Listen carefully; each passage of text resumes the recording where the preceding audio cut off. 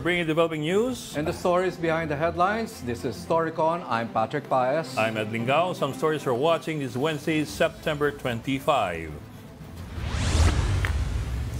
A Chinese military helicopter approached a Philippine aircraft closely during an aerial patrol over Bajo de Masinloc or Scarborough Shoal on Monday, September 23.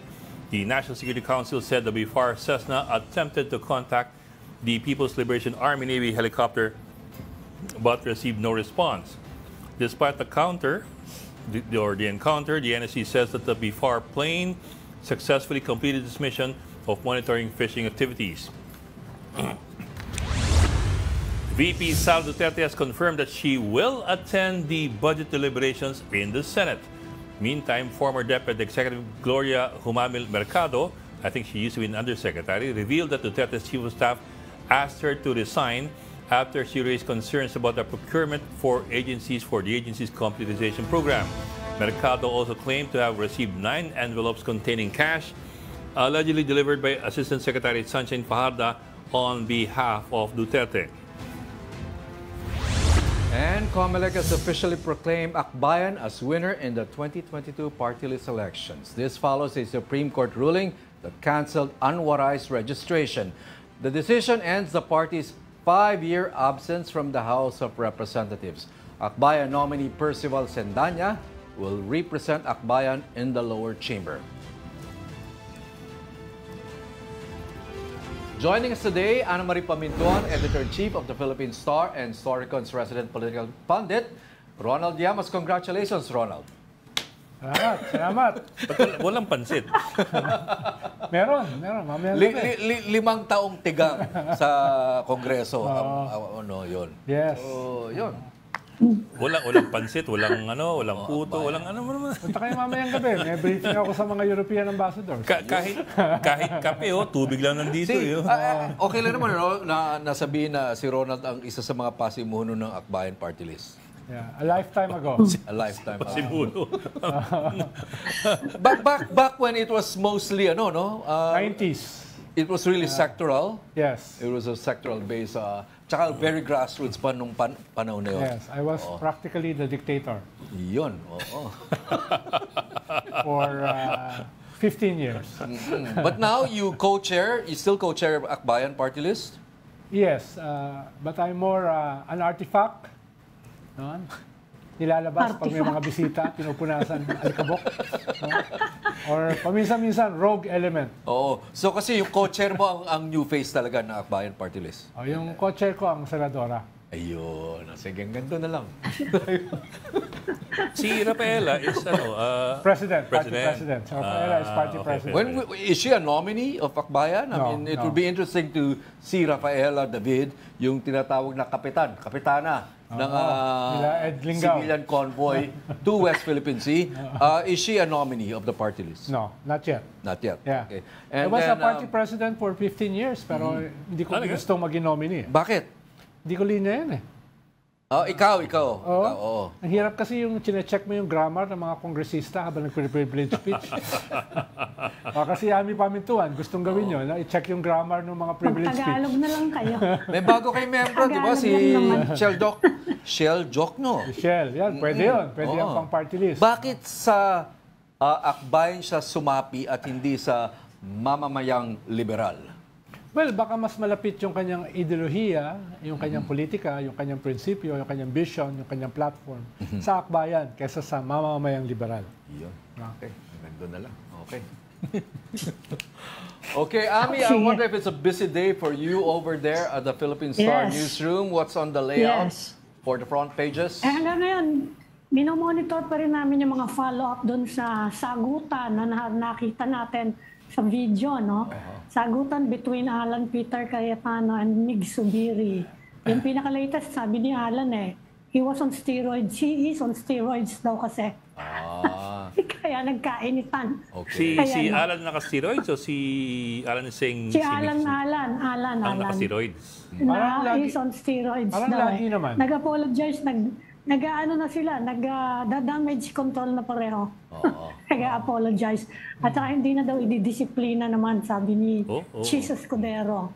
Talagang binabayang ballpen I think he also has his own problems, no? Tuloy-tuloy yung mga chismis hanggang ngayon eh. Yung mga marites na baka nga. Hanggang ngayon, hindi namamatay yung mga, mga usapin na Iba talaga. there's a brewing. Hanggang ngayon, hindi mawala-wala. But anyway, yun ang binabantayan natin yan, yung video yan. Ayan. Ano ba yung EMBO resolution, Ami? Hindi ko nga malinawan kung ano yun. I think it was meant to allow 10 barangays in Embo to vote for their congressman for Taguig Pateros. Yes. Kasi parang na-disenfranchise yata sila dahil dun sa paglipat. Okay. These are former Makati barangays, now with Taguig. Yan. Dahil wala silang Yes. distrito eh. Wala silang sariling distrito. Kailangan ng batas para magkaroon sila ng distrito. Kailangan pa ba dumaan ng House of Representatives yung resolution? Yes. Pero yung EMBO na yan ay almost 30% ng buong Taguig ngayon. Malaki yan eh. Yung ang dami, no? Dami. Balwarte ng mga binay, supposedly. Yes. Nawala na kay binay ngayon. At yung 10 barangay captain na nanalo dyan ay allied with the Binays. Not with the Cayetano. Yes. Kaya In fact, they will be a hindi pa major namamatay. factor Although, sa inihintay natin 2025. yung 2025 filing ng election. certificates of candidacy. Hanggang ngayon, hindi namamatay yung speculation that one of the Binays, most likely Abby, might run nga for mayor of Taguig. No, he will Dahil be, nga dyan. she will be running for turf nila senator. yan. I think they have residency in the Embo eh. Yeah. Di ba? Silang mag-asawa, may residency sila eh. Yes, So she pero- can actually run. Yeah, Abby So will be... hanggang ngayon, iniintay natin pag-file ng certificates of candidacy kung saan siya magpa-file. Kasi ang balita natin, Nancy Binay is going to run for mayor, di ba? Of Makati. So hanggang ngayon, hindi pa namamatay yung Okay. I'm story. almost sure Abby will be running for the Senate.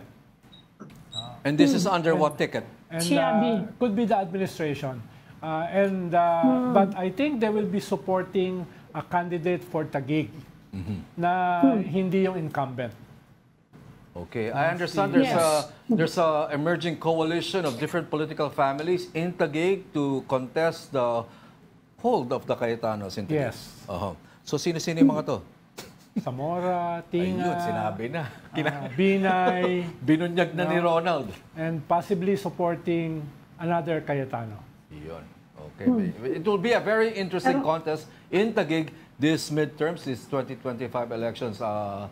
Mino. So yung in Makati naman, will the husband of Mayora Abby Binay be running for re-election? Yes. Because I'm seeing a lot of TikTok reels and reels against Nancy Binay. against Nancy. Oh, magme-mayor. Yes.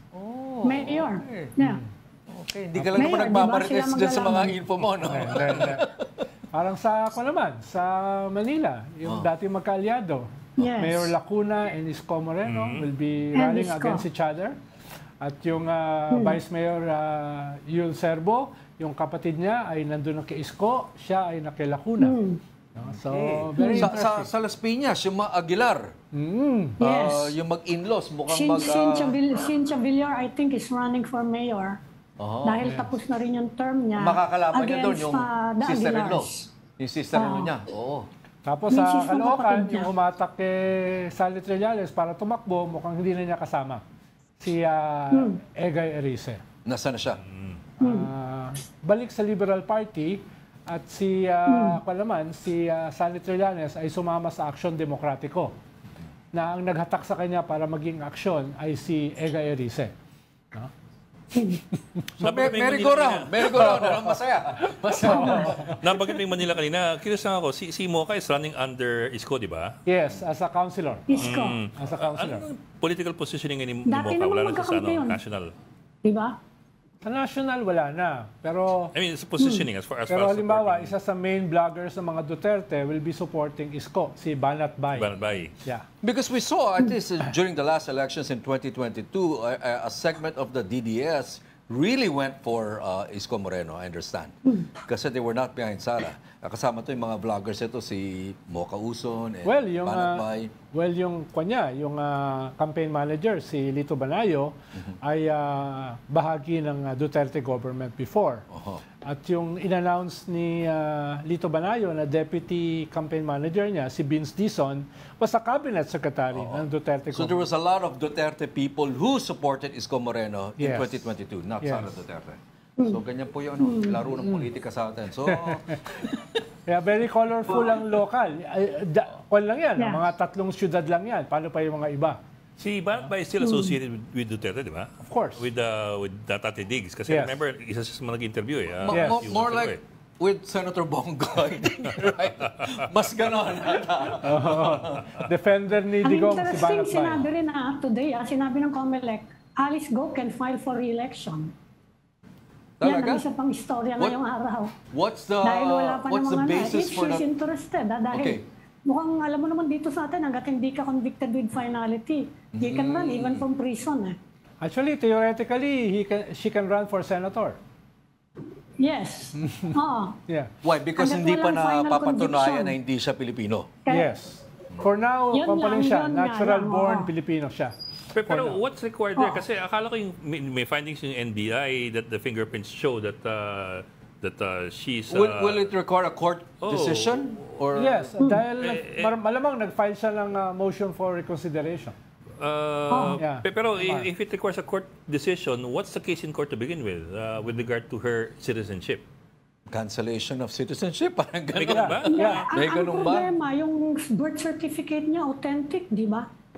Yung, I mean, it's authentically issued by the civil registrar. Kailangan patunayan mo na peke yung in-issue, na merong magsasabi na fake talaga yung certificate na binigay sa kanya. That's why she keeps insisting, I'm a Filipino eh. Kasi meron siyang birth Because may presumption of certificate na regularity. kahit naman Yes. yung registration, Paano it's makakancel actually ang legal in the citizenship Philippines. report na kailangan? Yes. Diba? Pero nga, I suppose the question in everybody's mind is, in the end, how does one citizenship get cancelled in the Philippines? Halimbawa, si Tony Yam, di ba? 34 years na siya rito, meron din siya mga papeles, pero ang sabi, fake din Wala lahat daw yun. siyang Philippine passport. Oo. Wala siyang Philippine passport. Siya naman aminado Chinese siya. Although hindi ko alam kung paano. Di ba meron na nga may tinanggal na nga civil registrar dahil nabisto nga na puro siya yung nagbibigay ng mga fake birth certificate sa mga sa mga Chinese citizens. Although I'm not sure kung yun yung kay Alice Go. I think iba yung kay Alice eh. This is an old issue, Ronald, no? Dating back to the 50s pata or 40s. Itong this thing about fake citizenship issued to Yes. a specific nationality. Yes. Na madami ng skandalong nangyari related to this. Eh. So until now, we still have this matters. Oh, di ka natin sigurado kung si Ed Linggau talagang pinanganak dito, eh, no? Pangalan talaga niya, Edwin Gao. Ang last name niyang Gao. Linggaw. Linggaw. Does that sound Spanish to you? Gao talaga pangalan niya. Kasi Gao. ang problema, hindi ba, it's allowed eh, it's legal. Yung late birth registration, it's legal eh. So, what I'm finding individual yan eh. what I'm finding Pwede ka are actually eh. Pwede ka. what I'm finding book are Kaya references to how to renounce existing citizenship. In other words, Ikaw mismo mag-renounce. and how it can be taken out of you, taken away from you once you are, if you're already a citizen to begin with.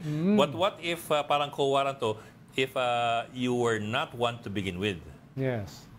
Parang co-waranto, di ba? Ang presumption ng co-waranto is you never were to begin with eh. Yeah. Ano, halimbawa, ang hirap kasi, halimbawa, citizen ka ng China na walang dual citizenship. Di ba? Walang dual citizenship ang China eh. Tapos, citizen ka ng China at saka ng Pilipinas. So, what gives? No? Yun yung isang issue dyan. Kasi marami akong kilala. I'm Chinoy kami. Marami akong kilala actually na gano'n eh. May Chinese citizenship, may Philippine citizenship. Yeah. Hindi nga lang sila tumatakbong mayor. Kaya hindi nagkakaproblema. Yes. Pero pag yan lang ang problema, saka hindi nagpapatakbo ng pogo. At saka pag na-discover yan, they have to choose. Pag na-discover yan. Because hindi bawal ang dual citizenship sa China. Kaya kino-contest ni Alice Go yung kanyang, although it's too late na, I think kung sakasakali ang co-waranto niya, wala na yan eh. Wala nang oras eh. But yun na nga sabi ng COMELEC, she can seek re-election. Okay. Going back to that altercation in the Senate yesterday, I understand na kaya nag-init ang ulo ni Senator Alan Peter Cayetano ay parang parang pinatigil, kinwestiyon ni Senator Mig Zubiri yung yung resolution, yung pagpasa ng resolution, because I think Senator Mig Zubiri said na wala si Nancy Wala sa dito. agenda. Wala sa agenda. At saka I think she was kind of lawyering for Nancy Binay, Yes. her ally there in the Senate, Yes. who was not around when this resolution was being passed. But to Senator Alan Peter Cayetano's point, labas na talaga ang Makati sa issue ng resolution na yan. Dahil nag-decide na yung korte. Na yung mga Embo barangays na ay tagig na. Hindi Mas na ang Makati. usapin dyan ay separate district ba yun? Or siya ay i-integrate dun sa existing district? Parang Pero ganun ang bakbakan either dyan. way, tagig yan. Wala, Yes. labas na talaga Tapos na Makati yun. dyan. Tapos na yung issue na yun. Oo. Pero So kaya siyempre- nag-init si Pero Senator siyempre, Alan Peter Cayetano. siyempre message dyan ng mga Binay, lalo na yung 10 barangay captain dyan ay Yes. nanalo na mga ang loyalty ay nasa Binay. So will it matter what Specifically- district they go to? Specifically si Abby. So you're trying to say that it matters what district they go to within Taguig? Yes, dahil baka merong moves sila na to create a new district. Pero wouldn't it make more sense for Cayetano not to be able, not to let these 10 barangays vote if they were pro-Binay to begin with? Hindi, they can vote eh. They can vote. Kung saan distrito na Oo, lang. baka boboto sila as tiga-Taguig. Ang usapin, saan distrito sila boboto for a congressman? Kasi Because kung they distrito cannot have their own congressman eh. So boboto sila sa isang Kasi distrito. kailangan mo ng ano, Yes. Theoretically, Batasyon. I'm not familiar with the Yeah. hatian ng distrito. Theoretically, for example, kung mapunta yan doon sa distrito, let's say, ni Alan Peter, matalo pa siya, gano'n. Ganun ba yun? Ganun ba? Hindi po, speculation lang po yan. Ano? Yes, Pero yes. Because that it's could really be a a Binay scenario. stronghold, ha? That's a Binay stronghold, yung mga embos. Yes. That's why it matters. Yes. Parang gano'n. And that's Yes. 30% of the voters now sa Taguig. Sa buong Taguig. Total. Yeah. Laki. Di ba ano? One out of every 3 Taguig I'm not sure, citizens Ronald, hindi ba Embo yun ang people from distrito Makati. ng asawa ni Oo, Abby? 10 barangay I'm yan not eh. sure, ha? Yeah. I'm not sure. Yan ba yung distrito ng asawa ni Abby? Hindi naman. Basta base yan ni Abby eh. Dati, ng mga I Binays. know mga na Binays. Base base ni siya Abby, ng oh. mga Binay. Oo. So where Yeah, this yung base Embo. of the Binays, where will they vote? And who will they vote yung for? Binay kasi magkalaban yan eh. So, itong 10 embo na ito ay based ni Abby Binay. Abby, Hindi to yeah. based ni Abby, Nancy silang Binay. mag-asawa. Oo. Oh, okay. May ganun pala. Oo, maglalaban nga for mayor eh. Confirm Masawa ba yan, yun. Ronald? Confirm yun, confirm. So, medyo mabigat ito para sa pamilyang Binay. Na, Yes, very, There's nung cracks mga in- nakaraang election, very public yung away, di ba? Nandun pa si Jojo Binay sa gitna eh. Wala siya magawa eh. Di ba? Napakalungkot eh, nung tatay eh.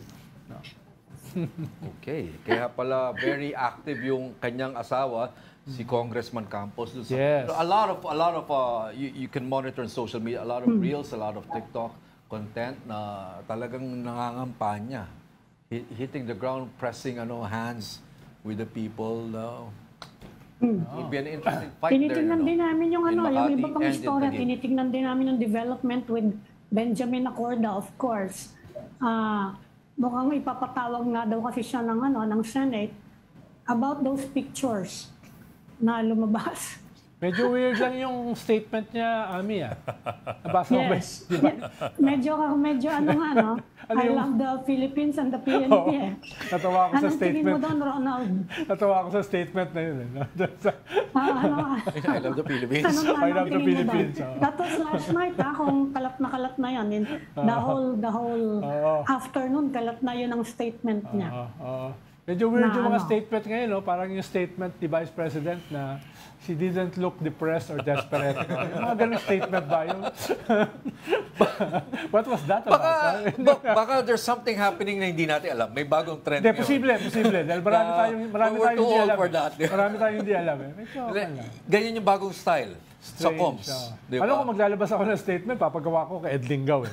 Para hindi weird. Mabawi. Nagagalit house na naman kay GP, nagsinungaling daw na wala siya dun sa beach. Oo. Ngayon yun, nagagalit sa ating mga salbahe tayong mga media. Naglalabas tayo may- ng mga may picture. lumabas na spot report daw ng ng PNP. taga-ron na nandun nga siya sa beach on the day na she was supposed to show up Yes. for the budget hearing ng OVP. Kaya nagagalit na naman ngayon sa kanya mga congressmen. But anyway, sabi niya, ayoko nang pumunta dyan, doon ako sa Senate. Parang honesty naman ay hindi strong point ng mga Duterte. sabi nga ni Sara, noong 2019 sabi niya, Overrated. Di ba remember? Hindi, yung it should not be an issue. Honestly, should not be an issue. Your friend, Harry Roque, na-contempt. Dahil remember, sinabi niya, hindi ako makakapunta dyan kasi may schedule ako dito sa korte. Remember, that was the reason he got cited in contempt the first time. Yes. Eto, nasa beach. Nagalit pa na sinabing nasa beach siya. Yung pala, nasa beach niya. Lalo na yung presidente, si Digong. No? Mas hindi strong point mo ng honesty. Presidente naman yun. Okay, Ronald, are there other local contests that we should be watching and would be interesting in 2025? Well, Cebu is also interesting. No? Dahil nandyan si Mike Rama, supported ng mga Duterte. Nandyan si ex-Vice Mayor Garcia. Tapos mukhang meron ding binubuong slate si Tommy Osmeña. No? So, three-way fight yan. Tapos, sa gitna ng lahat ng yan, ang daming lumalabas ng mga marites tungkol kay Mike Dino, tungkol sa link sa Pogo, drugs, ng mga other local officials. Mike Dino is a former Visayas advisor of President Duterte. Advisor for Visayas Affairs. No? So, allegedly, ay one of the biggest Pogo owners, no? So marami ring lumalabas ngayon sa Cebu. Siyempre, isa yan sa pinakamalaking syudad sa bansa. Okay, how about Davao? I mean, will it still be dominated by the Dutertes? Or I think so. I understand there's going to be so. some challenges coming from the Nograles family? Yes, I think so. Unless kunin ng ICC si Digong before the midterms. So kung tatakbo dyan ay si Pulong o si Baste, ay mas may chance yung Nograles. Pero kung ang kalaban dyan ay si Digong, medyo mahirap. No? Sino sa Nograles yung mga tatakbo ata? Yung anak ba mukhang na yung, civil service o yung... Mukhang si Congresswoman. No? Yung babae. Yung tatakbo. No? Kaya depende yan no? Kung anong mangyayari sa ICC na sabi nila parating ng November or December. Okay. Sa Naga naman, shoe-in na sino? Lenny Robredo. Malakas pa kaya yung mga Dutertes without the father. Yes, pero si Basti kasi marami reklamo No, marami reklamo. Halimbawa, mga business permits daw, dati lumalabas in 2 weeks. Ngayon 7-8 months hindi pa lumalabas. Tapos most of the time ay nagigising daw si Mayor ng hapon. So hindi nakakadalo sa mga meetings. Parang yun talaga body clock ng mag-ama. Yes, pero si Digong kasi pwedeng pagbigyan ng mga Dabawenyos Yung anak, kasi funny siya. Not necessarily. No? Kaya he had a good administrator in the son, si Mayor Rodrigo Duterte during his time. Parang yun talaga style niya He was out in the streets pero he had a good administrator running City Hall during his time. But he was still mayor, he was still very much in control. Kaya never din pinatakbo si Pulong as mayor. Si Sara ang pinatakbo dahil si Pulong ay parang marami ring issues yung mga Dabawenyos. Saka remember si Basteno ng image niya, he was a playboy na doubling nga in showbiz, di ba? Yes. Nagulat yung biglang nagbago siya ng image in the past months. Napalaban na siya, medyo ginagaya yung style ng tatay. Kaya nga tinatanong ko, Ronald, will they survive without the father, without Rodrigo Duterte? Yes. What do you think? Tsaka wala namang masama na, parang bang masama sa playboy? Sino sasagot? Tinatanong ko na naman si Ami Bumusina ka raw, Ami. Sa Philippine politics, hindi naman masama yun, di ba? Yun ang konteksto. Tama nga siya, muntik manalo ulit di ba? Philippine politics. Bilang presidente, muntik manalo ulit. Pero mo, nag-number 2 sa ERAP, paglabas ng kulungan. Number 2 kay Pinoy. Kung di tumakbo si Pinoy siguro, si ERAP naging presidente ulit. Hindi, tsaka wipe out lahat ng kandidato, wipe out sa Mindanao. Sa lahat ng key cities sa Mindanao, panalo sa ERAP. Di ba? Natanisyo nga ang dito. No? Yung di ba, binanggit ko na rin yan dati. Sabi ko, lagi nagbibiro nga si Digong Sino ba sa inyo walang mistress dyan? And everybody would laugh. Di ba kapag nag-i-speech siya? Nananalo talaga dito And even ERAP, remember, he acknowledged 4 families in public. Yes. 4. Yeah. Pero isa For lang that daw we know, ha? Pero isa lang daw ang pinakasalan niya. Oo nga naman. Oo Isa lang, naman. isa lang Isa ang lang ang pinakasalan. pinakasalan. Yun Although naman yun eh. dinidispute yun ng isang family, ha? Oo. Dinidispute yun ng isa. Kaya makatamata ng kidlat dito. So, Katabi ko si Ronald eh. so Delikado. hindi, parang ilang naman sinasabi ko, hindi issue yun sa Philippine politics. No? Yes. Yes. Kaya hindi pumasok pa sa divorce, ano? Saka kay Ed Lingao, hindi rin issue yan.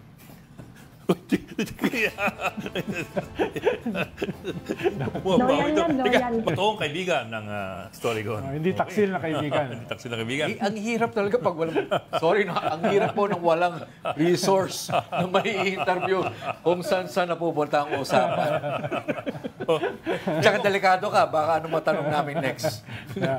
Delikado si Ronald yan. Bok, may lumabas na story sa Philippines, well, Philstar pala, Philstar. Story ni Christina Chi. Yeah. Okay, just to be sure that I'm getting this right kasi I'm quoting another media outlet which is of course also a sister company. Makasuhan tayo.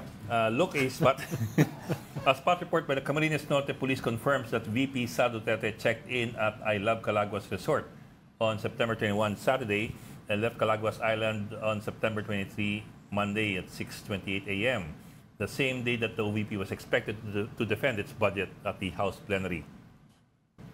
And may attached memorandum from the provincial director to the regional director about the security coverage dun sa visit ni VP Sara dun nga sa So unless na teleport siya, ay parang nagsinungaling yung Vice President. Well, just to show you, kung ito yung kita ba? Hindi. Yes. Yeah. Kung ito yung kung ito yung ito yung Bicol mainland eh. Calaguas Island is dito sa this small island here several kilometers off Paracale town.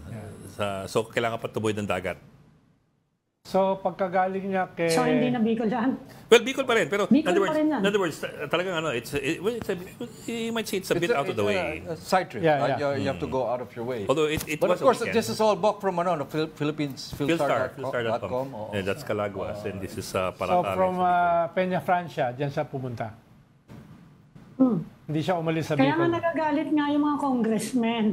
Bakit daw sinabi na wala siya sa beach? Well, kaya baka nasa nagagalit konteksto yung yun, mga congressmen. baka ibig niya sabihin, hindi siya nag-swimming. Ganun din yun. Kasi kung tumuhid ka ng dagat ng beach. May picture siya sa beach. Di ba? May picture siya sa beach eh. May mahirap din masabi kung yung kailan nakunan yung picture na yun at kung saan beach yun yung mahirap I think sinabi diyan kung anong date. Sinabi yata kung anong date. Sinabi sa house. Hindi ko lang makakuha yung detalye. Sinabi sa house na yung spot report. over the weekend. Yung spot Over the report weekend. She was in Calaguas Island over the weekend. Yeah. Yung spot report ng provincial director ng PNP, nasa Calaguas Island siya from September 21 until 23 early morning. Morning. Yes. Morning. Mahabang Buhangin Beach, Kaya nga. Barangay Mangkawayan, Calaguas Islands, Vinsons, Camarines Norte. Saka kung Vice So President... yung budget hearing was on Monday. Monday later in the day. So baka naman technically nung hapon wala siya dun sa Calaguas Wala Island. wala na sa Calaguas. Oo. so may ganung nuansing ba? Hindi ba? Wala siya sa beach nung dapat na mag-hearing siya. Then technically tama. Kaya gano'n. Technically tama. Pero may statement siya noon na she was spending time with people. Kasi problema going dito around sa the bansang ito, yung mga Philippines. technicality. Oh well. Well, the law is very technical. Parang si President Clinton yan eh. I never had Sex with that woman. Technically, tama siya. Ay, hindi Technically, hindi siya tama. Because there's a reason it's called oral sex. Well, baka kung saan pa umabot yung usapan natin, titigil ko na. Oo nga. General patronage to. Parang yung sinabi niya ni former spokesman Harry Roque sa atin when he called us out na hindi daw siya nag-lobby. He didn't like the word lobby. So I don't know what to call that when he interceded. Tumawag lang siya 5-6 times. And he's not a lawyer. But hindi lang tumawag, sinamahan niya. Sinamahan niya yung kliyente doon sa Kaya ang paliwanag ni Congressman Luistro, kahit anong sabihin mo, dahil ginawa mo yan, ikaw ay lawyer. Whether ikaw ay may sahod o wala. Pero Parang kasi, may president yun Parang may president yun among lawyers. Kasi his presence there was that in a way, was it already a way of persuasion? Yes. Yes. Kasama ko rin last week si Justice Carpio sa isang interview. Yun din ang sinabi niya. Tama si Congressman Luistro. Among lawyers. Yun yung ibig sabihin ng lawyering. Your presence there is persuasion. Yes. If you go there again, that's second suasion. And you don't necessarily you don't necessarily have to receive payment. Compensation. Right. Pero yung word kasi na lobby, meron yatang legal ramifications yan sa atin Pwede kang, halimbawa, for example, in a graft case, meron siyang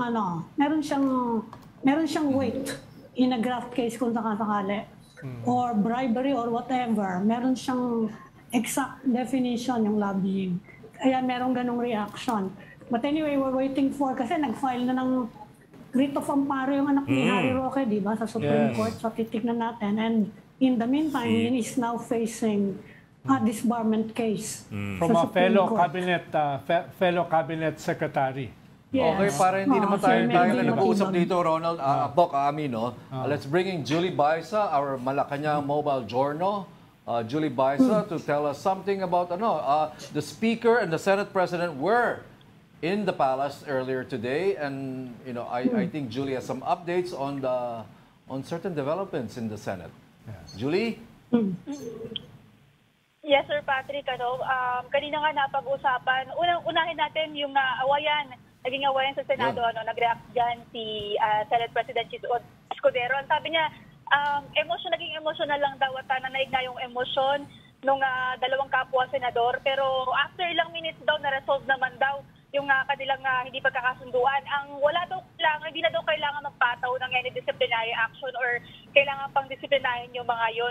Si Senator Alan, umami naman daw na naging emotional nga lang daw siya. Ganon din si Senator Subiri. Passionate lang daw naman yung mga to sa kanilang advocacies, gaya ng ibang mga kongresista. Kanina din sumagot si House Speaker Romualdez naman kasi natanong siya tungkol doon sa anong mangyayari possibly sa budget ng OVP kung hindi nga sisipot itong si VP Sara. Nagbiro siya, biro lang to kasi sinundan naman ng pagtawa. Sabi niya, abangan ang susunod na kabanata. Oo, kasing biro naman yun. Walang punchline yun Teaser ang tawag. Walang punchline hindi biro yun. Teaser. Kasi mayroong paraan, hindi naman seryoso na Pero sabi nga niya, in a seriously manner, na i-resolve daw ito, maglalabas daw ng resolution yung Congress tungkol dito. Julie, kamusta ang body language ni Speaker Martin at saka ni Senate President Chis Escudero? Wala naman tayo naisip pahiwatig. Tanong lang. Actually, okay naman kanina. Sumasagot naman sila. Nagsasabi na ba na nagpasalamat sa isa't isa na okay nga daw yung leadership ngayon. And parang normal naman. Sumasagot ng tanong kung anong ibinabato sa kanila. Wala ba nagtanong sa kanila tungkol sa impeachment? Yun nga Oops, sorry. ang nananong kanina, yung coup kay Senate President Chis, na sinabi nga niya na rumors lang naman daw, na up until now, hindi nga nangyayari. So ayaw na daw niya mag-react kasi wala naman daw basis. Tapos si House Speaker Romualdez, ang natanong naman sa kanya, yung panawagan na mag-resign si VP Sara. Pero ang sabi niya, kanya-kanya naman daw kasi ng opinion yung mga lawmaker. So ang House naman daw naglalabas sila ng consensus. Kaya kailangan pag-usapan nila at to deal with it. Wala, pero ko lang nabanggit at all about the possibility of impeachment kasi in the end, the impeachment will have to originate from the lower chamber. The House. Yeah. Oo. So, Walang banggit ng impeachment kanina. Okay. Nung Pero tinatanong ni Ronald tungkol sa... ibig sabihin, he's not close to the idea. Yeah. Yung kung ano yung gagawin kay VP Sara, di ba? Pag-uusapan eh. Ikaw ba, Julie? Yung Wala people kang... calling on her to step down. Yeah. Yung ganon, pag-uusapan nila. Yeah. So, hindi siya, Oo, is not magkakaroon ruling daw ng out na consensus eh. baka i-adapt ng House. Yeah. Ikaw ba, Julie? Wala Hindi kang napapansin dun sa mga... Hindi dun sa mga sinabi, dun sa mga hindi sinabi. Lalim eh. Marites siya, marites. Minsan yung Para mahalaga, di ba? Yung hindi i-assess sinasabi. Yung mga hindi sinabi. Oo, kasi hindi naman laging magmumula sa kanila yun eh. Parang...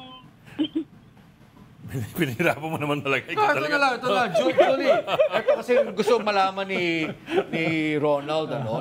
Nag-uusap ba yung dalawa?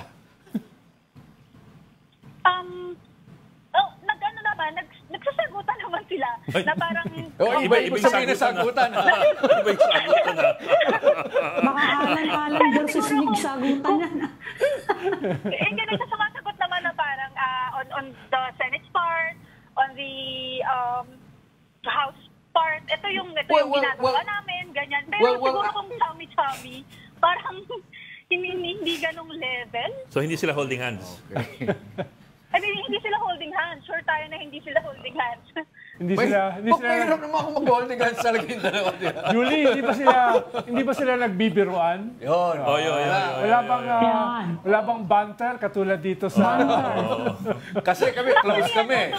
Kasama si Ami. Tumatawa naman sila. Tumatawa sila sa biro ng isa't isa. Kasi remember, nagbiro si Speaker Romualdez na parang kapag pinakawala na sa press con. Kapag pinakawala na... tumawa naman si Senate President doon sa biro niya. Sinong mas malaking ngiti? Sino mas masaya? Kumbaga, sino mas masaya? Parehas naman malaking ngiti. Julie, kamusta naman si bagong PCO Secretary Cesar Chavez? Chavez, oo. Andyan ba siya? So far, sobrang effective. For me, kasi ang daming nailalatag na mga press con, tapos sumasagot siya. Yun yung isa sa pinakamaganda, no? Kapag talagang tinanong mo, mababilis yung kanyang reply. Okay, ano yung huling tinanong nyo? Julie, ano yung huling tinanong nyo kay Secretary Chavez at ano naman yung naging sagot ni Secretary? Wait lang, kailangan nating balikan Kasi may chat group yung mga yan eh. May chat group eh. Pag may mga issue, chinachat nila usually si Secretary Chavez, Cesar Chavez. Tapos minsan, kadalasan daw. Natanong ba siya about the impeachment of VP?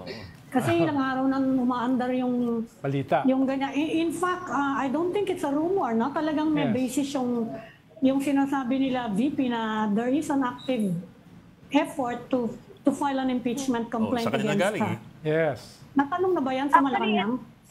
Actually, ito, nakalinya to sa presidente.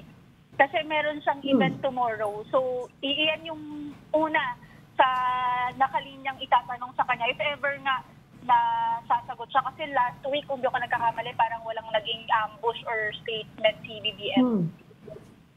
Kasi kapag na-impeach siya, na-oust yung vice president by impeachment, ang presidente ang pipili ng vice president niya. Yes. So it will affect him. Whether he likes it or not, magkakaroon niya na spekulasyon eh. Meron ka bang gustong ipalit kay VP Sara? In fact, yan na yung sinasabi ng mga Duterte ngayon, na may iniisip na silang ipapalit kay VP Sara. Kaya daw may ganyan na impeachment. Okay, and the choice of the president for replacement will come from either the House or the Senate, right, Ronald? Yes. And then it goes through confirmation din ata, no, Ami? That's what I recall from the case of Hindi yata. Senator... No, hindi yata i-confirm Tito yan. Tito Gingon, ha? Alam ko, walang Hindi confirmation. yan confirm. Presidente yan eh. Ang presidente mamimili. Diretso na yun. Okay, siguro Kaya sinasabi ni... importante na either if it's not Speaker Romualdez, it will have to be someone na trusted sa Senate.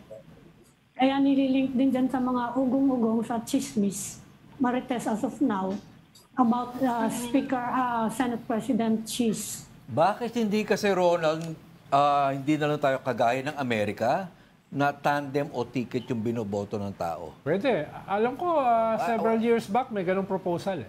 Pero... Para hindi ganito na kinakabahan ka doon sa busy mo. Hindi, pero ang problema kasi dyan... Eh, tandem naman yung unit team. No, but they're not voted as a ticket. That's a unit team. They're not voted as a ticket. No? Unlike in the US. Kaya Unlike in the US, they're voted as a team. So it doesn't even make sense to come up with a tandem, with a team, with a combination, when ang tao binoboto individually yung dalawa. Yes, pero you have to change the Constitution. So, papasok ka sa Chacha, at pag pumasok ka sa Chacha, marami nang papasok. But even that has not been in the conversation when it comes to charter change. Yes, dahil ang usually nagtutok ng charter change yung beneficiaries. Kaya nga ang dominant sa charter change is a shift to a new system. No? Not just yung tag team ng BP at saka ng presidente, kundi yung buong system itself. Kaya si Julie nakabitin pa, pakawala kaya natin. Pinahirapan si Julie. Kaya gusto ko bang sabihin, Julie, parang si Cesar Chavez, parang tumanda siya. Simula nung nag-assume siya ng PCOO. No? Parang sobrang busy nga po kasi ang sabi nga parang pinupush yung di ba? Mukha siyang tumanda. WS briefings, yung mga ganun sa amin. So, okay lang din, kasi, ayan nga, mabilis na nakakasagot or masasagot yung mga issues as compared before na walang mga scheduled briefings like that. Okay. Maraming salamat.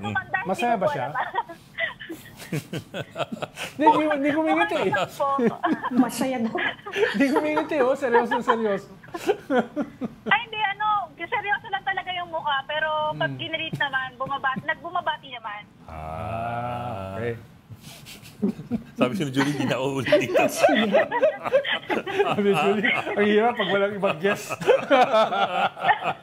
Okay, maraming salamat, Julie Baisa. Nagigrill na gusto. Bok, Thank you, Julie. May team rin si Regina, yung ating business senator. Ongoing na ata yung deliberation sa OVP budget ngayon sa Kongreso. Okay. House. Ano pinag-uusapan whether it's going to be 700 or 2 billion. 2 billion. Parang mas amenable yung Senate kumpara sa House. Ibalik sa 2 o... Na ibalik sa 2. At least yung mga... Babalik yung 1.2? Oh, yeah, lalo na yung mga initially mga senador na nag-iingay. Parang, matuloy yung Senate kung yung pag gano'n. Ay, hindi malayo. Hindi malayo. Well, 2 billion Mga lang naman yung Ronald na nagsalita na senator, di ba? Mga 3 lang yun eh. Yes. Baka yung 3 pa si Robin. Pero actually, Jinggoy Estrada was one of them. Pero yung tatlo nagsalita, galing sa 2 paksyon. No, ibig sabihin yung dating Subiri faction at yung ngayong Cheese faction, yung nagsalita ay galing dun sa Kwan. So kahit 3 lang yon, medyo may counting weight, no? Is this just posturing? Because one of those who said in favor of restoring the 2 billion budget is Senate President pro tempore Jinggoy Estrada. Usually, kwan yan bahagi ng negotiations. Yun. No? Iwan na lang natin doon, baka mapahamak pa tayo no? Di ba, Ami? Pero kung nakikita mo yung mood sa House, hindi ba? You can see the mood in the House about the OVP budget Yes. Siyempre may influensya din yan. That's the super majority ng administrasyon. I think it has an influence on the Senate. Yes. Pagdating sa ganyang bagay. Ang problema lang sa Senate, you have 23 different kingdoms na may kanya-kanyang mga plano, kanya-kanyang negotiations, kanya-kanyang pet projects. Katulad nitong away dito kay Alan Peter at saka kay Mig Subiri. Tungkol yan sa kanilang mga pet projects. So may mga ganyan din. Pero hindi to pet project, This is the Duterte Marcos feud. Which is a Kaya bigger, medyo sensitive yan. which is a bigger pet project. Okay, thank you for joining the Storicon today. Ami Pamintuan, Editor-in-Chief of the Philippine Star, and Ronald Llamas, our resident political pundit. Okay, Jessica, tomorrow 4 p.m. for the Storicon. Oh, it's a hump day today. It's a Wednesday. Yeah. Okay, everything else is headed towards Friday. I'm Ed Lingao. I'm Patrick Paez, Yeah. and we are One News, all sides, all the time. This is the Story Conference Group, or the Storicon Group.